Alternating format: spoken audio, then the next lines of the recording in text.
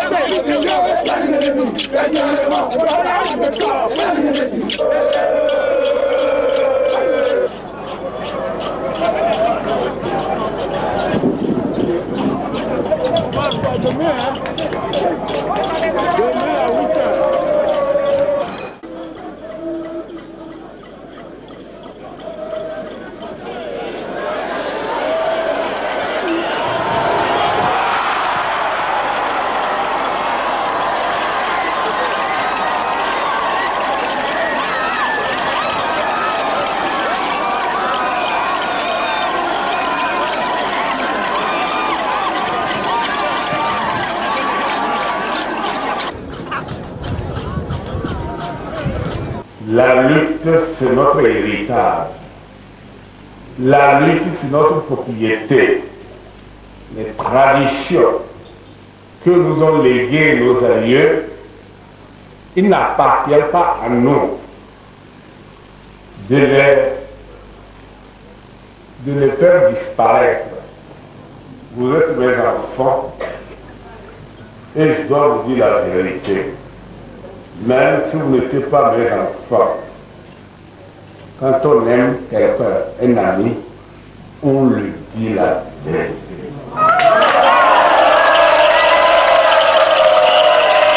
Vous n'avez pas vécu ma jeunesse. Vos papas ont vécu ma jeunesse. Ils m'ont connu. Ils savent bien ce que j'ai fait quand j'étais comme vous. Le chef canton actuel, plus un de ses frères, ils étaient deux. Pour la lutte, c'est eux qui faisaient la voix ici. Tous les enfants de Pierre.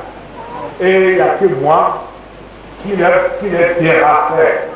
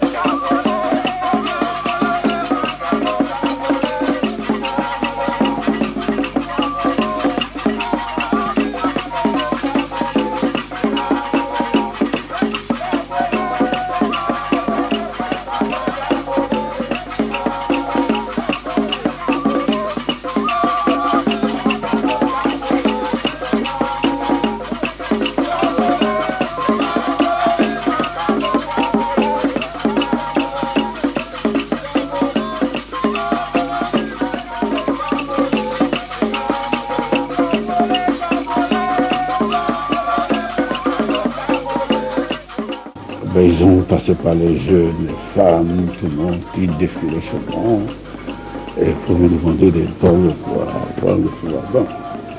Après, je n'avais pas de choix. Ou bien j'acceptais, je restais au Togo, ou bien je refusais et je fuyais le pays. Voilà, c'était entre accepter, rester au Togo ou l'exil.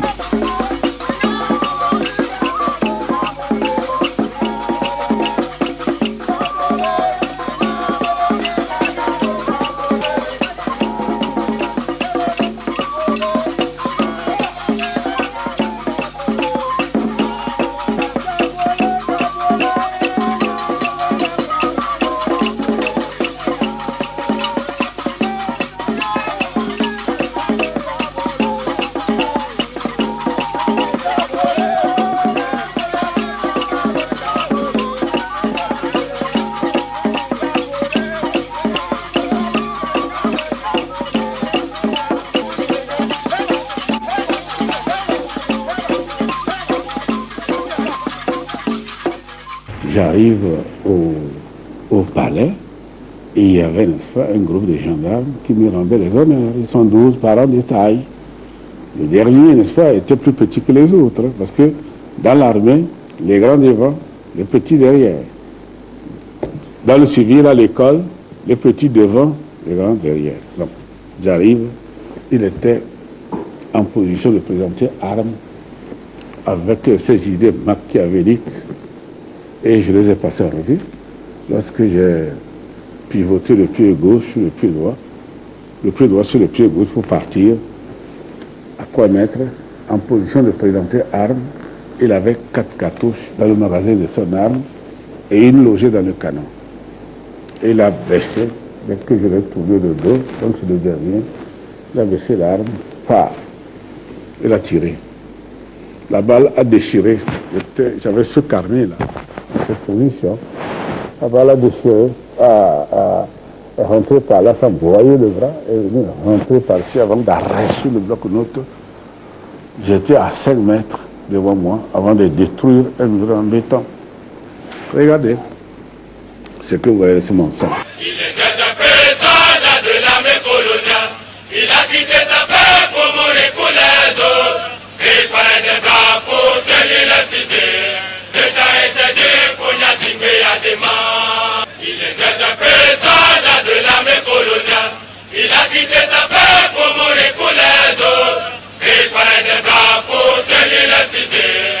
L'État était dit pour Nyasingbe Adema. Il était un président de l'armée coloniale. Il a quitté sa femme pour mourir pour les autres. Il fallait des bras pour tenir les fusils. L'État était dit pour Nyasingbe Adema. Je suis très ému de tout ce que j'ai vu depuis l'entrée de Lomé jusqu'à présent.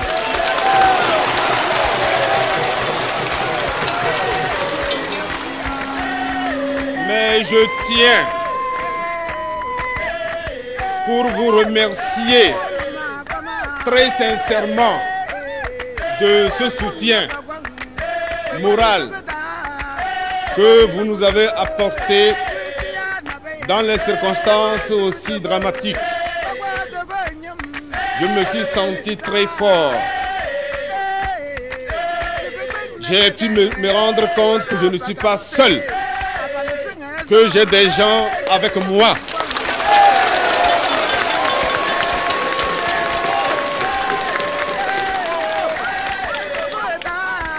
Dès l'accident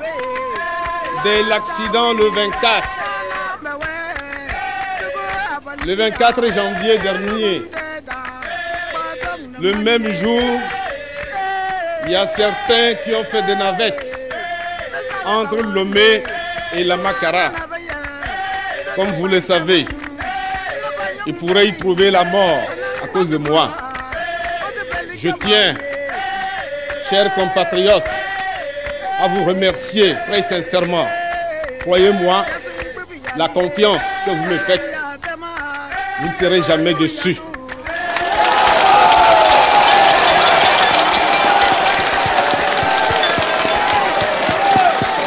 Général Yadema. Et dans cette affaire, vous savez, c'était à la veille, quand j'ai eu l'occasion de vous accueillir au camp de Hérité. Et je vous parlais, n'est-ce pas, du destin. Dans la vie, il faut croire au destin. Mais ce que j'ai regretté, nos compatriotes, je n'ai pas du tout regretté mon sort. Je savais ce qui devait m'arriver. Mais j'ai regretté beaucoup la perte de nos compatriotes qui sont morts pour la patrie. Nous allons prier pour le repos de leur âme. Je dis que je n'ai pas regretté du tout ce qui devait m'arriver sur le champ de bataille quand on va à la recherche de l'ennemi. Tout un bataillon, il y a les éclaireurs de pointe qui sont sacrifiés à la mort. Moi, je suis éclaireur pour le Togo. Je suis prêt à mourir pour le Togo.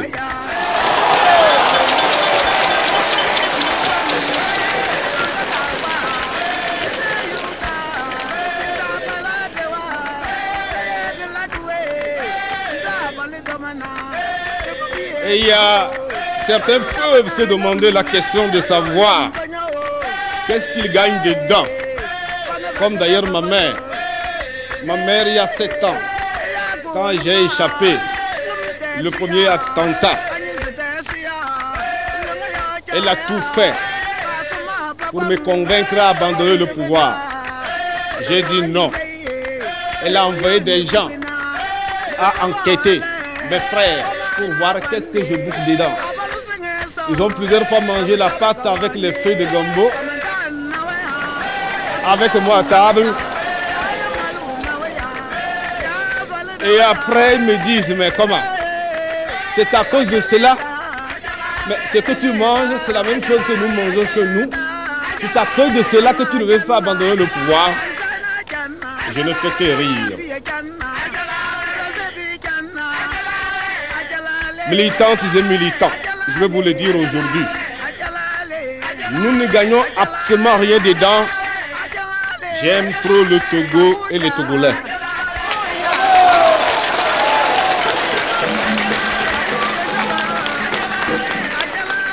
J'aime trop le Togo et les Togolais et je vais absolument me sacrifier parce que c'est très révoltant ce qu'on voit. Le Togo, depuis 1967, lorsque vous nous avez fait confiance à la tête de ce pays, il y avait deux problèmes. Le problème économique et le problème politique. Et nous avons dit qu'il fallait commencer par le problème politique. Ainsi, ensemble avec vous, nous avons réconcilié ce pays en libérant les détenus politiques, en lançant l'appel à tous les exilés de regagner leur pays. Et aujourd'hui, à l'heure où je vous parle, je pense que le problème politique est réglé car nous n'avons aucun détenu politique dans nos prisons 7 ans de pouvoir.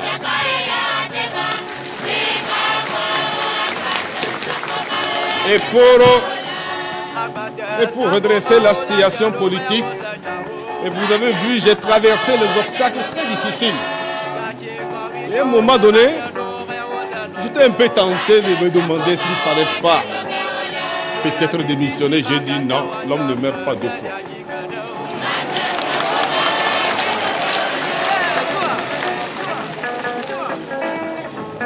Et je ne vous parle pas l'attentat à la présidence dont plusieurs fois je vous ai parlé. Le 22 septembre 1966, alors que je me trouvais à l'intérieur. Mais une affaire qui semblait petite, mais elle était grave de conséquences. On parle de 13 millions à l'époque. Je n'étais pas là. Un militaire qui avait la confiance de ses chefs prend l'argent. Il en fait ce qu'il a voulu faire. Il a fait ce qu'il a voulu faire. Et après, il écrit 3 lettres. Une au président de la République, une au procureur général et une à sa femme. En disant dans ces lettres, l'argent que j'ai pris pour ce mois, qui devait servir la paye d'un militaire, se trouve dans les mains du lieutenant-colonel Eyadema et du commandant James Assila. Quand il a fini d'écrire ces lettres, les marabouts l'ont conduit à la plage pour l'assommer et jeter dans la mer. Et effectivement, ils l'ont jeté dans la mer avec des coups de coupe, croyant qu'il était mort. Comme Dieu est là pour des innocents, il a été vivement projeté sur les dunes de sable par les vagues de la mer. Et avec le temps, on a vu la vérité. On a porté la lumière sur cette affaire. Sinon, certains parmi vous croiraient peut-être ou bien auraient un peu de doute sur notre honnêteté. Militantes et militants, je vais vous dire ceci. On peut peut-être m'accuser de tout, mais dire que je vole le peuple, mais en tout cas, Dieu sera mon témoin.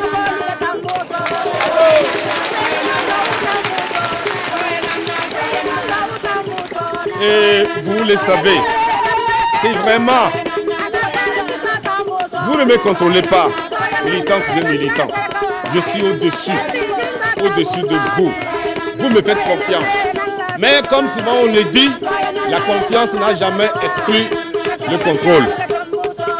C'est pourquoi dans mes prières quotidiennes, très tôt, depuis 1967, je me suis posé la question de savoir comment faire pour que vous me croyiez que sincèrement, ce que je fais, je le fais dans l'intérêt supérieur de la nation. Et je me suis mis tous les jours dans mes prières quotidiennes à demander à Dieu qu'il est le seul arbitre. Tout ce que je fais, si je le fais pour l'intérêt du peuple,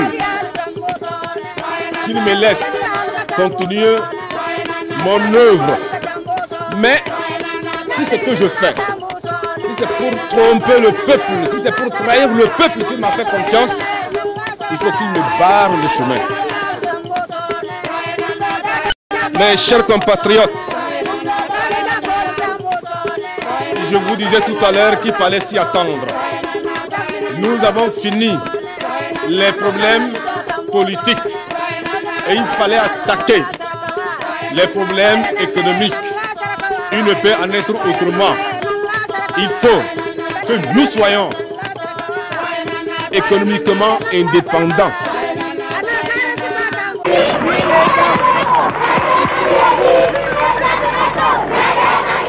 Vous savez, mes amis, quand vous êtes en brousse comme chasseur, il ne faut jamais tenter de tirer sur un buffle si vous n'êtes pas sûr de l'abattre sur place. Si j'étais mort, il aurait gagné. Je ne suis pas mort, c'est moi qui ai gagné. Ainsi, militantes et militants, mes chers compatriotes, je vous ai dit, c'est maintenant que nous avons déclenché le combat économique. Qu'est-ce qu'il faut faire dans cette affaire? Ils ne m'ont pas eu. Je les ai eus.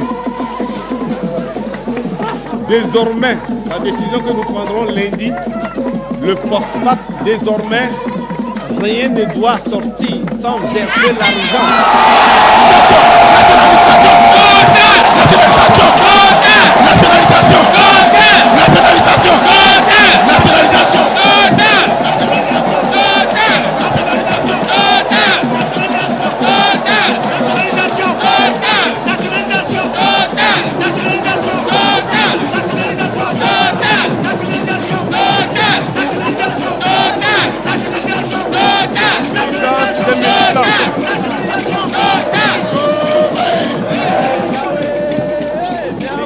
Militants, je disais que la décision que nous prendrons lundi, désormais, rien ne doit sortir du Togo sans verser, sans avoir versé l'argent dans une des banques togolaises ici.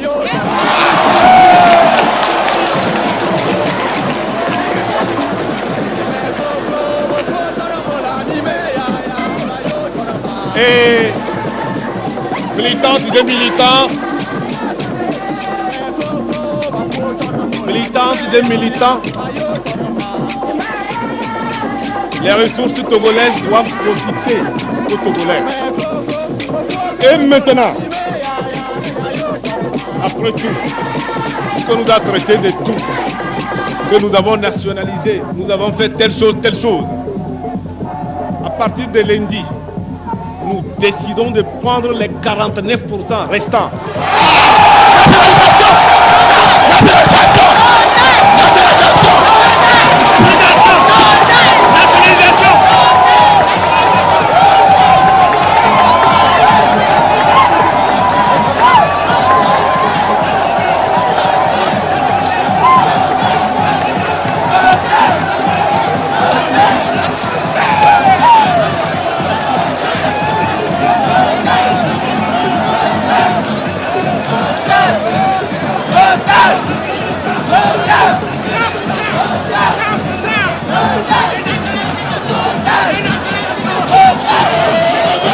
Je vous prie d'écouter un survivant de l'accident de Sarakawa.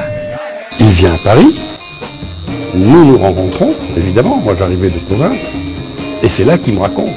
Mais d'emblée, dans une confiance totale, alors on ne s'était pas vu depuis 61, jusqu'à 68, il me raconte tout, tous ses projets, il faut tout faire là-bas, j'ai besoin de vous.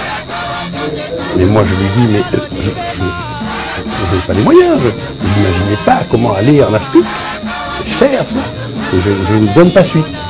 Et on s'est vu plusieurs fois, puis un jour, on se rencontre à Paris, ici à côté, je lui fais le geste, mais je dis, mais j'ai pas les moyens moi. Et il me dit, mais c'est ça C'est ça qui vous fait nous refuser? Mais l'État, pour une fois, qu'on aurait un coopérant qui nous aime. Eh bien, je viens tout de suite. Et c'est comme ça qu'au mois de janvier 1974, je suis parti là-bas. On se voyait tous les ans. Mais je suis parti. Il n'y avait pas de limite. Sarakawa a tout arrêté. Mais nous avons gardé contact, on se voyait à Paris. Et en 1977, il m'a dit, maintenant, vous pouvez revenir terminer le voyage inachevé. Il m'avait conseillé de ne pas venir pendant 3 ans à cause de l'inimitié franco-togolaise autour des affaires du phosphate.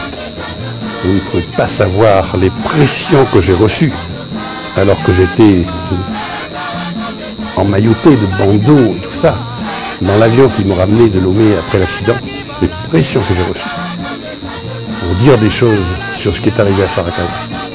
Et ma position était de dire, j'ai vu l'accident, mais je ne sais rien du pourquoi. Dans le monde en général et en Afrique en particulier, Dieu est partout. Omni, omni, omni, omni. Alors on a dit, il y avait un pasteur avec lui, son pasteur. Donc il a été, je dirais simplement, certains sont morts. Nous avons eu la chance, le miracle, comme on voudra, de sortir vivant de quelque chose d'incroyablement mortel. Je me souviens un jour, croisant un groupe de touristes qui venaient du Burkina, et quand les 2 chefs de groupe se sont rencontrés, le chef de groupe me dit à moi, ils vont vous faire croire qu'il y a eu des survivants là-dedans, et c'est pas possible. Et je les regardais en souriant, j'étais un survivant. Alors, Eyadema, ce jour-là, il est vrai, quand je l'ai aidé à sortir de la carlingue, il était blessé aux jambes, à la face, dès qu'il a été en état de comprendre que c'était un accident, et non pas qu'il était assommé comme tout le monde. Il est parti dans la brousse pour se dégourdir les jambes, et c'est à ce moment-là que les gens, son escorte, qui étaient venus l'attendre, sont arrivés sur les lieux, à travers la brousse, et qui criaient partout, le président, il est mort, là. Et il est arrivé. Et il a eu cette phrase parfaitement biblique. Mais pourquoi pleurez-vous? Je suis là, je suis vivant. Tout le monde a cru, beaucoup ont dit qu'Eyadema n'était pas dans l'avion. Je peux vous dire qu'il y était.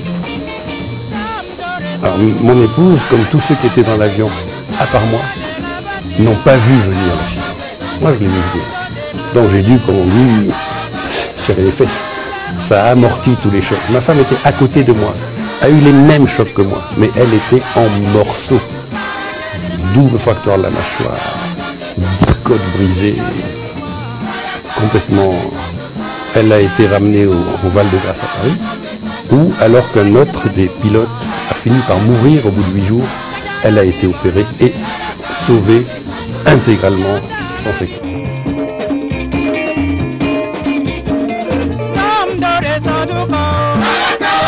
À 15h35, se profila à l'horizon le DC-3 présidentiel.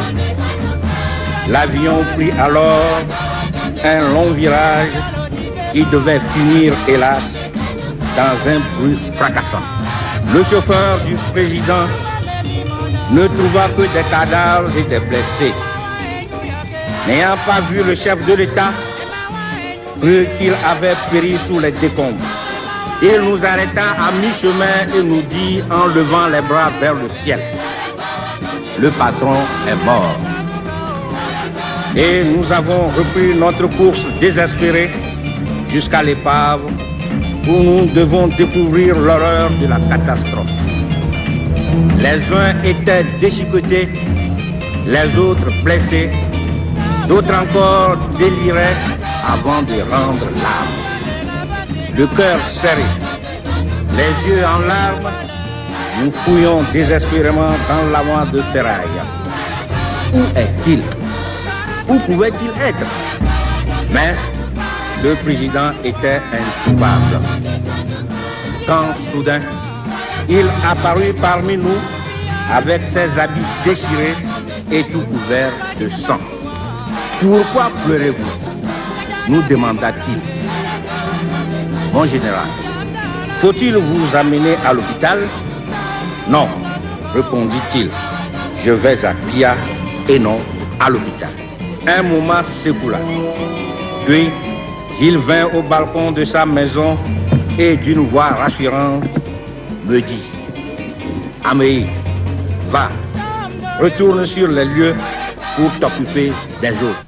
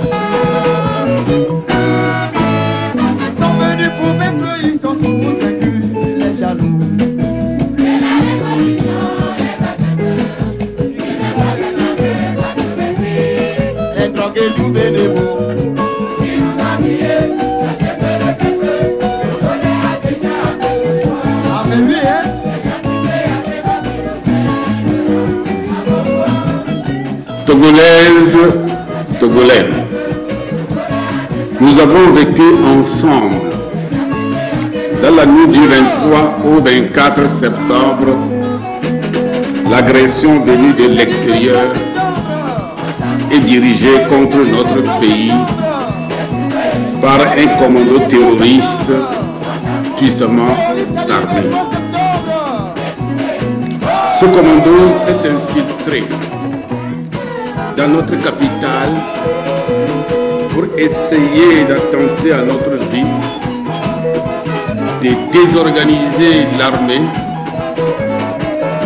de déstabiliser le régime et de remettre en cause la paix, la stabilité politique et la sécurité dans lesquelles nous vivons depuis bientôt 20 ans. Votre armée, qui a énergiquement réagi, a mis en déroute les agresseurs et mis hors de combat quelques-uns, a fait plusieurs prisonniers et a saisi un stock impressionnant d'armes, de munitions et plus de 100 kilos d'explosifs. Cet événement a démontré combien le peuple et l'armée sont unis.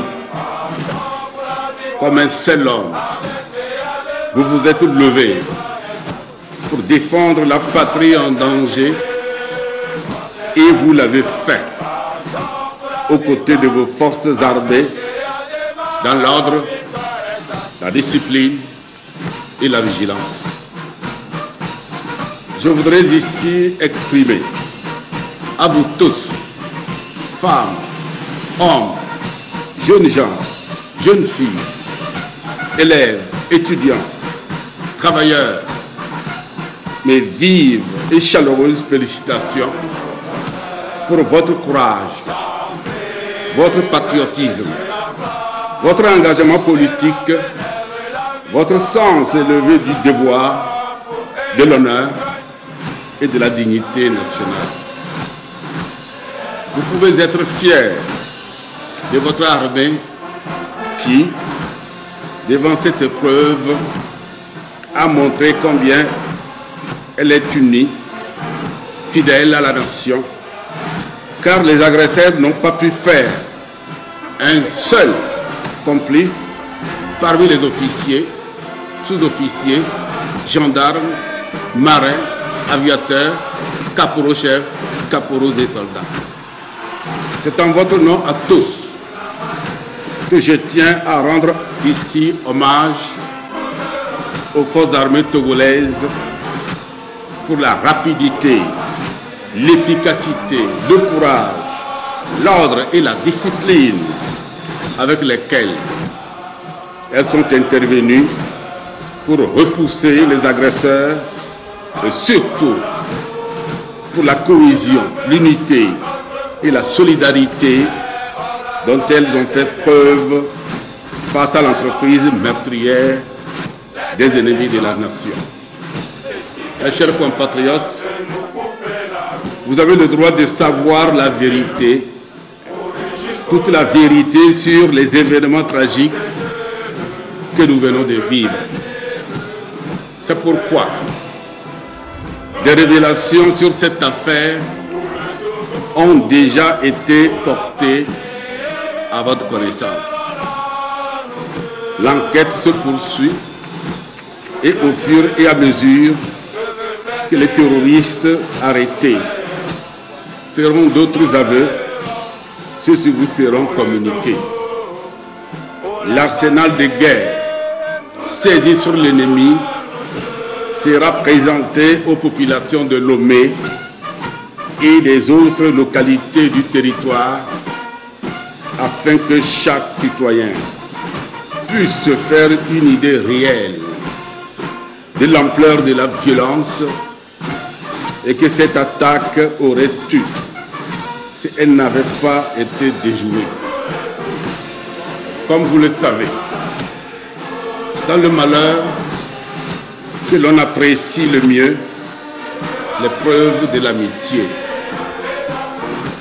En raison des liens historiques et traditionnels, d'amitié et de solidarité qui unissent la France et le Togo, le président de la République française, M. François Mitterrand, a accepté, à notre demande, d'envoyer chez nous, dans le cadre des accords de défense conclus entre nos deux pays, une assistance militaire en hommes et en matériel logistique. C'est au nom du peuple togolais tout entier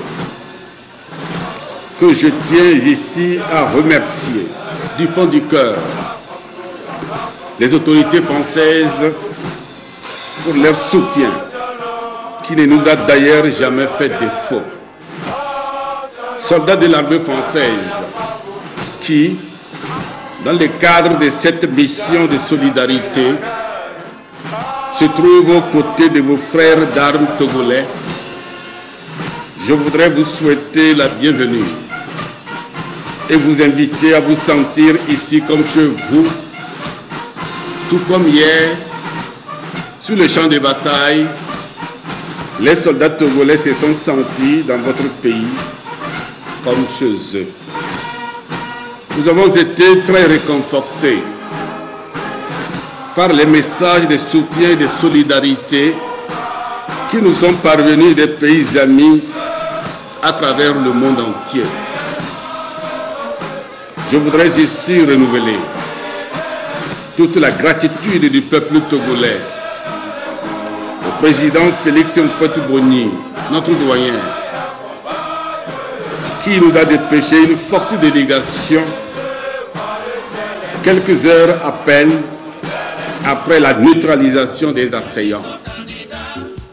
Le président Mobutu Sese Seko, dès qu'il a appris la nouvelle de l'agression dont notre pays a été victime, a non seulement réuni son état-major et décidé de nous venir militairement en aide, mais a tenu à se rendre personnellement à Lomé pour apporter son soutien au peuple togolais. Je voudrais ici renouveler les vifs remerciements du peuple togolais au président Mobutu. Quant à vous, soldats zaïrois, Vous devez vous sentir au Togo comme au Zaïre, tout comme vos frères d'armes togolais, hier, à vos côtés dans le Shabbat, se sont sentis comme chez eux. Je voudrais également exprimer à nouveau notre gratitude au président Samuel Doe, qui a fait le déplacement de Lomé pour nous témoigner de vive voix les sentiments d'amitié et de solidarité du peuple frère du Libéria. L'importante mission que le président Babangida, président en exercice de la CEDEAO, a dépêché auprès de nous et le soutien que son gouvernement nous a apporté nous ont profondément touchés et nous voudrions ici l'en remercier vivement. Le message très chaleureux et la mission d'experts militaires que le président des États-Unis, M. Ronald Reagan, nous a adressés ont été motif de réconfort pour le peuple togolais. De même, l'attention particulière qu'il a accordée à la situation créée dans notre pays et dans la sous-région après cette agression nous a confortés dans le sentiment que le Togo, dans cette épreuve, a le soutien des États-Unis d'Amérique qui ont vivement manifesté leur volonté de rechercher en commun avec le Togo les voies et les moyens pour combattre le terrorisme sous toutes ses formes.